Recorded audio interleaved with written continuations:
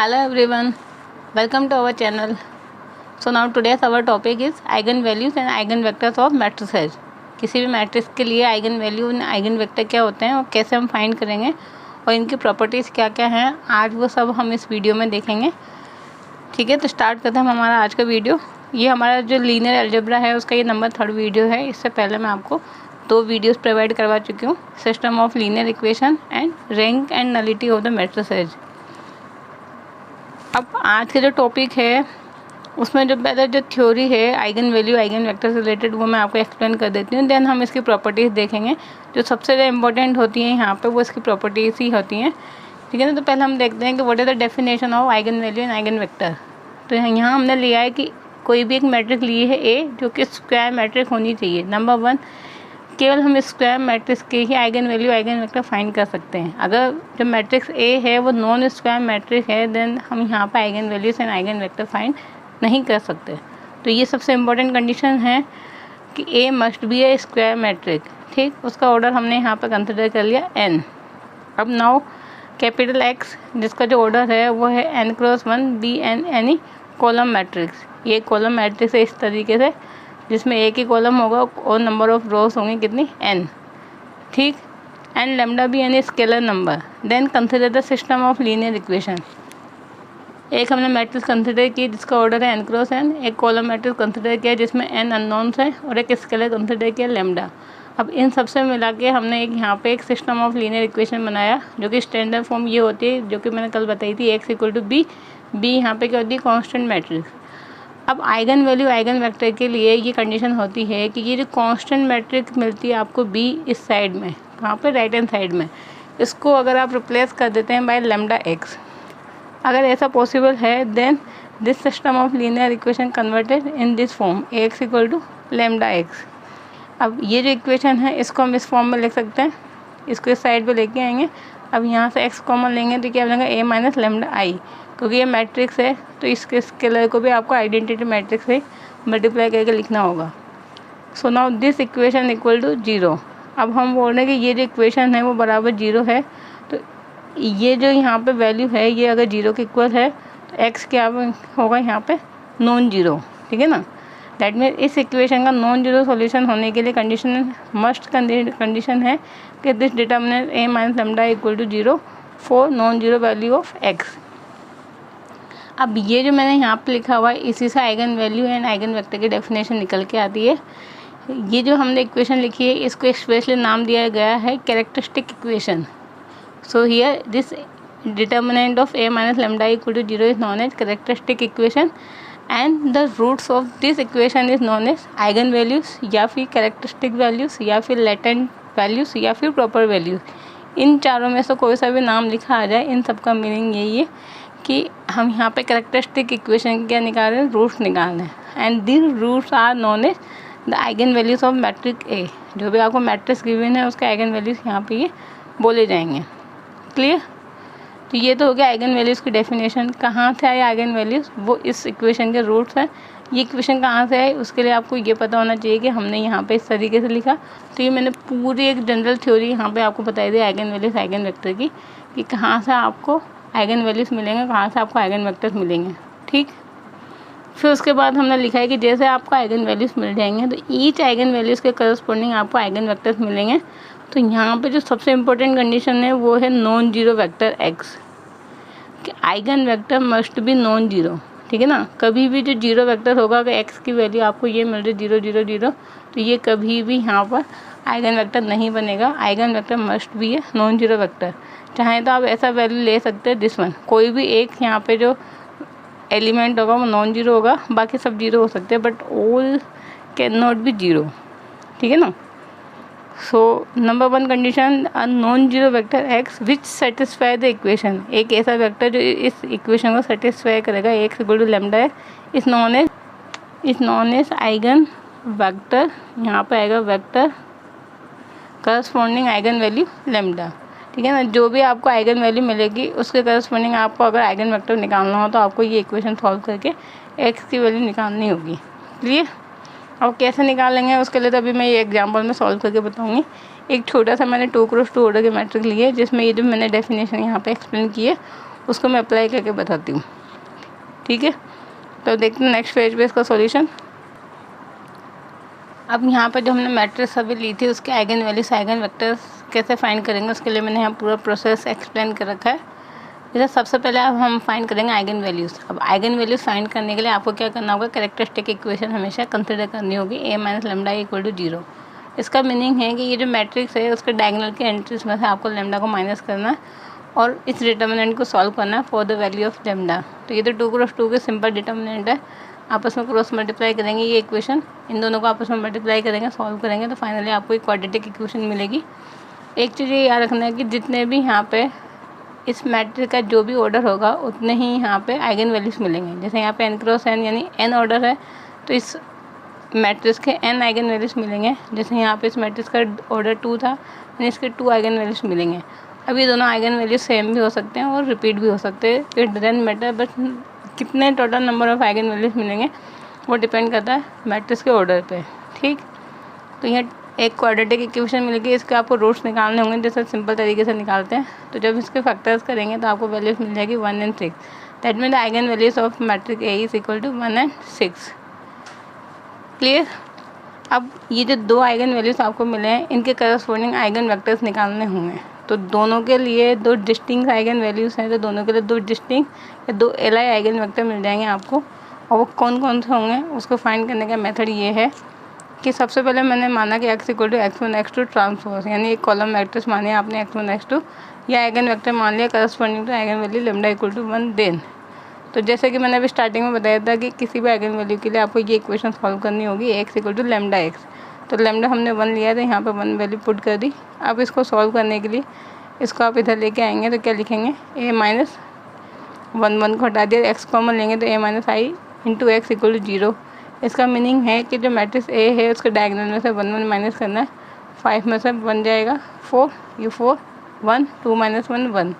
इस इक्वेशन को सॉल्व करेंगे तो 2 इक्वेशन मिलेंगे बट दोनों सेम मिलेगी, 4x1 plus x2 sorry 4x1 plus 4x2 equal to 0 and x1 plus x2 equal to 0। तो दोनों इक्वेशन सेम ही होगी, x1 plus x2 equal to 0, that mean x1 equal to minus x2। अभी जो x1 की value है वो x2 के ऊपर डिपेंडेंट आई है यहाँ पे। सो हमारा जो आइगन वेक्टर था x1 x2 उसमें आप x1 की वैल्यू माइनस x2 रिप्लेस कर देंगे। x2 क्या है, यहाँ पे कोई भी नंबर होगा तो उसको कॉमन ले सकते हैं। सो दिस इज आवर एलाई eigen vector -1 and 1 corresponding to eigen value 1 1 के करस्पॉन्डिंग जो आपको आइगन वेक्टर मिलेगा वो क्या मिलेगा, -1, 1। अब ऐसे ही आपके पास दूसरा आइगन वैल्यू है लेमडा इक्वल टू 6। तो इसके लिए भी आप आइगन वैल्यू के लिए आइगन वेक्टर निकाल लेंगे। निकालने के लिए आपको ये इक्वेशन वापस से कंसिडर करनी होगी, x equal to lambda x। Lambda की वैल्यू क्या रख दी 6। अब इसको इधर लेके आएंगे तो क्या बनेगा, a minus 6 I x equal to 0। अब इसका मीनिंग है कि डायगोनल के एंट्रीज में से आपको 6 माइनस करना है। तो 5 माइनस 6 कितना, -1, ये इट इज़ 2 माइनस 6 यानी -4। इनको जब सॉल्व करेंगे तो दोनों इक्वेशन वापस से एक इक्वेशन में कन्वर्ट हो जाएगी, -x1 plus 4x2 equal to 0। यहाँ पे से भी आप माइनस कॉमन लेंगे तो -x1 plus 4x2 equal to 0। So both equation are same, that mean x1 equal to, ये क्या बनेगा, x1 इक्वल टू 4x2।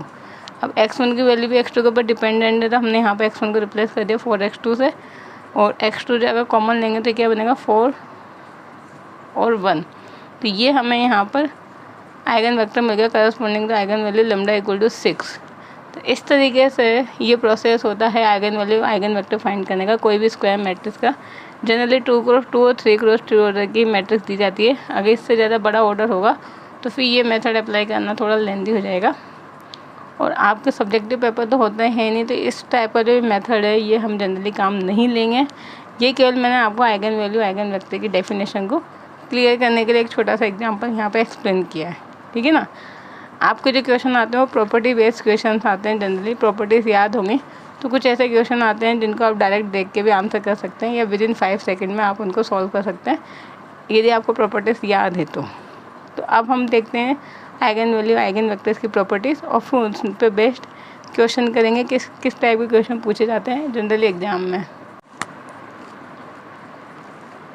अभी मैंने यहाँ पर आइगन वैल्यूज आइगन वेक्टर से रिलेटेड प्रॉपर्टीज़ मेंशन कर रखी है। 1 बाय 1 मैं इनको एक्सप्लेन करती हूँ और इन पे बेस्ड किस टाइप से क्वेश्चन पूछे जाते हैं वो फिर मैं आपको लास्ट में करवाऊँगी, ठीक है ना। तो पहले प्रॉपर्टीज़ देखते हैं, जिसमें से ये जो फर्स्ट 2 प्रॉपर्टीज़ हैं, these are very very important properties, not first 2, first 3, that's one. हमें पहले में क्या लिखा है, the sum of all the eigen values of matrix है। किसी मैट्रिक्स के सभी आइगन वैल्यूज़ को अगर आपको ऐड करना है, that mean λ1 + λ2 up to plus λn, then it is equal to trace of matrix है। तो फिर आपको सम निकालने की ज़रूरत नहीं है, आप बोल देंगे जो मैट्रिक्स का ट्रेस होगा, अगर ए गिवन द ट्रेस क्या होता है, सम ऑफ डायगोनल एंट्रीज, तो वो जो ट्रेस का सम होगा वही होगा सम ऑफ द आइगन वैल्यूज़। ये तो होती है पहली property. Now number 2, the product of all the eigen values of matrix ए के जितने भी आइगन वैल्यूज़ हैं, अगर आप उनको प्रोडक्ट करेंगे then it is equal to the determinant of A, वो ए के डिटर्मिनेंट के इक्वल होगा हमेशा, ठीक। नाउ नंबर 3 प्रॉपर्टीज़ है कि यदि किसी मैट्रिक्स ए के लिए जो आइगन वैल्यूज़ हैं वो λ1 λ2 λn हैं, then the eigen values of, तो फिर इस टाइप की जो मैट्रिसेज आपको मिलेंगी उनके आइगन वैल्यूज़ क्या होंगे, यदि ए के आइगन वैल्यूज़ आपको गिवन है, तो ए की यदि कोई पावर लगी है m, तो ए की पावर m मैट्रिक्स के आइगन वैल्यूज़ क्या होंगी, वो होंगे λ1 की पावर m, λ2 की power m up to λn की पावर m। जितने भी आइगन वैल्यूज़ हैं उन पर भी पावर m लग जाएंगी यदि यहाँ पावर m है। तो अगर मैट्रिक्स को किसी स्केलर से मल्टीप्लाई कर देते हैं तो सारे के सारे आइगन वैल्यूज़ भी सेम स्केलर से मल्टीप्लाई हो जाएंगी। अगर ए के आइगन वैल्यूज़ ये हैं तो ए इन्वर्स के आइगन वैल्यूज़ यानी इन सबका इन्वर्स कर देंगे 1/λ1 1/λ2 अप टू 1/λn, ये हो जाएंगे eigen values of A inverse matrix. अगर मैट्रिक्स का ट्रांसपोज निकालते हैं और फिर उसकी आइगन वैल्यूज़ आपसे पूछी जाती हैं तो मैट्रिक्स के आइगन वैल्यूज़ और उसकी ट्रांसपोज मैट्रिक्स के आइगन वैल्यूज़ हमेशा क्या होती है, इक्वल होती हैं, ठीक। तो ये तो हो गई हमारी बेसिकली 3 प्रॉपर्टीज़।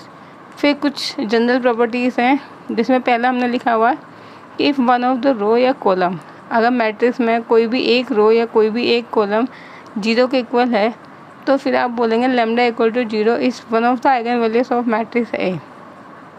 उस केस में λ बराबर 0, उसका कम से कम एक आइगन वैल्यू तो आपको मैट्रिक्स का मिलेगा ही मिलेगा, और अगर कम से कम एक आइगन वैल्यू 0 के इक्वल है तो प्रोडक्ट क्या हो जाएगा, 0 के इक्वल, दैट मीन उसका डिटर्मिनेंट क्या हो जाएगा, 0 के इक्वल। दैट मीन इस तरीके से आप क्या बोलेंगे, जो मैट्रिक्स ए होगी वो क्या होगी, सिंगुलर मैट्रिक्स होगी, ठीक है ना। तो इस एक प्रॉपर्टी से आप कई सारे इसके कंक्लूजन निकाल सकते हैं, बट कब, जब वन ऑफ द रो या कॉलम इज़ इक्वल टू 0, ठीक। अब नेक्स्ट नंबर 5 प्रॉपर्टी है कि A and B, if A and B two square invertible matrices, invertible का मीनिंग है कि इसका भी इन्वर्स पॉसिबल है, इसका भी इन्वर्स पॉसिबल है, then A B and B A have a same eigen values. अगर कोई भी 2 इन्वर्टिबल मैट्रिसेज है जिनका ऑर्डर सेम है, तो उनका जो मल्टीप्लिकेशन होगा ए बी एंड बी ए, वो भी दोनों सेम आइगन वैल्यूज़ रखेंगे, जो ए बी के आइगन वैल्यूज़ होंगे वो कि वही बी ए के आइगन वैल्यूज़ होंगी, ठीक। बट कब ऐसा पॉसिबल है, जब दोनों के दोनों क्या होनी चाहिए, इन्वर्टिबल मैट्रिसेज, क्लियर। फिर नंबर 6 है कि similar matrices have same eigen values. अब माइंड में क्वेश्चन आएगा कि what is the similar matrices, तो उसकी डेफिनेशन फिर मैंने नीचे मेंशन कर रखी है कि यदि ए एंड पी कोई भी 2 स्क्वायर मैट्रिसेज है of same order, then this matrix A and this type of new matrix P inverse A P, इस पी को इस ए से ऑपरेट करना है, पी इनवर्स ए पी इस टाइप से। सो ये जो न्यू मैट्रिक्स मिलेगी, this matrix and this A matrix are known as similar matrix, ठीक है ना। A and P inverse A P, such type of matrix is called similar matrix. तो ये मैट्रिक्स और ये मैट्रिक्स जो है उनके क्या होंगे, सेम आइगन वैल्यूज़ होंगे। तो हमेशा जो थ्योरी आती है लैंग्वेज में वो यही लिखी होती है, similar matrices have same eigen values, similar matrices does not have same eigen values, ठीक है ना। तो ये क्लियर होनी चाहिए। फिर नंबर 7 है आइगन वैल्यूज ऑफ। अब यहाँ से ये इंपॉर्टेंट प्रॉपर्टी स्टार्ट होती है वापस से, जैसे कि मैंने स्टार्टिंग की 3 इंपॉर्टेंट बताई थी, वैसे अगर क्वेश्चन आते हैं तो इन प्रॉपर्टीज से आते हैं जो मैं इंपॉर्टेंट मार्क कर रही हूँ। ये तो जनरल प्रॉपर्टीज़ थी। This one, eigen values of a triangular matrix are just the diagonal element of a matrix. अगर कोई मैट्रिक्स आपको ट्रायंगुलर फॉर्म में गिवन है, triangular means upper triangular form या लोअर ट्रायंगुलर फॉर्म, डायगोनल के नीचे के सारे एलिमेंट 0 तो अपर ट्रायंगुलर, डायगोनल के ऊपर के सारे एलिमेंट 0 तो लोअर ट्रायंगुलर मैट्रिक्स। तो यदि कोई मैट्रिक्स आपको ऑलरेडी ट्रायंगुलर फॉर्म में गिवन है तो फिर आपको इस टाइप के मैट्रिक्स के आइगन वैल्यू फाइंड करने की ज़रूरत नहीं है, डायगोनल के जो एलिमेंट्स होंगे वही क्या बन जाएंगे, आइगन वैल्यूज़। बट एक चीज़ यहाँ पे ये याद रखना, अगर सपोज जो मैट्रिक्स है वो ट्रायंगुलर फॉर्म में नहीं है तो ऐसा नहीं कि आप मैट्रिक्स को पहले ट्रायंगुलर फॉर्म में कन्वर्ट कर देंगे अप्लाइंग रो ट्रांसफॉर्मेशंस। और फिर उसके बाद आप डायगोनल के एलिमेंट को देख के बोल देंगे यही आइगन वैल्यूज़ है। जब भी आप row and column transformation apply करेंगे तो आइगन वैल्यूज़ क्या होते हैं, चेंज हो जाते हैं। जितनी बार आप row and column transformation apply करते जाएंगे उतनी बार ही मैट्रिक्स के क्या होते हैं, चेंज हो जाएंगे आइगन वैल्यू। तो कभी भी आप row and column transformation apply करके उसको अपर या लोअर ट्रायंगल में कन्वर्ट नहीं करना है। अगर ऑलरेडी गिवन है तो आप ये प्रॉपर्टीज अप्लाई करके आंसर बता सकते हैं। बट यदि matrix upper and lower triangle में नहीं है तो फिर जो स्टैंडर्ड हमारी फॉर्म थी ए माइनस लेमडा इक्वल टू 0, इससे आपको फाइंड करनी पड़ेंगे आइगन वैल्यूज़। क्लियर? तो एक इम्पोर्टेंट चीज़ थी यहाँ पे जो मैंने डिस्कस किया आपसे, वो आपको याद रखनी होगी। फिर नंबर 8 है the eigen values of a symmetric and hermitian matrix. अब सिमेट्रिक और हर्मिशन मैट्रिक क्या होती है, वो तो आपको जो मैट्रिक्स और डिटर्मिनेंट वाला जो मेरा वीडियो है उसमें आपको डिटेल में मैंने अच्छे से एक्सप्लेन कर रखी है मैट्रिक्स और उसकी प्रॉपर्टीज़ को। तो याद है तो ठीक है, नहीं याद है तो आप वो वीडियो वहाँ पे जाके देख सकते हैं, ठीक है ना। So eigen values of a symmetric and hermitian matrix are all real. अगर कोई मैट्रिक्स सिमेट्रिक है या फिर हर्मिशन मैट्रिक है तो उसके जितने भी आइगन वैल्यूज़ होंगे वो सारे के सारे क्या होंगे, रियल होंगे। कभी भी आपको कोई कॉम्प्लेक्स नंबर नहीं मिलेगा उस आइगन वैल्यू के लिए। फिर नेक्स्ट नंबर 9 है the eigen values of a skew symmetric and skew hermitian matrix are either 0 या प्योरली इमेजिनरी। अगर कोई मैट्रिक स्क्यू सिमेट्रिक है या स्क्यू हर्मिशन है तो फिर उसका आइगन वैल्यू या तो 0 मिलेगा या फिर प्योर इमेजिनरी नंबर मिलेगा। और what is pure imaginary number, iota A type, यानी उसमें कोई कॉम्प्लेक्स पार्ट ही होगा, रियल पार्ट क्या होगा, 0 के इक्वल। तो such type of number is known as pure imaginary number. ठीक, तो ये नंबर 7, 8, 9 ये भी एक इम्पॉर्टेंट हमारे पास इम्पॉर्टेंट प्रॉपर्टीज़ हैं, और एक 1, 2, 3। अब कुछ और प्रॉपर्टीज़ है जो मैं नेक्स्ट पेज पे बताती हूँ आपको। अब ये लास्ट यहाँ पर कुछ और 4 प्रॉपर्टीज़ हैं आइगन वैल्यूज़ आइगन वेक्टर की।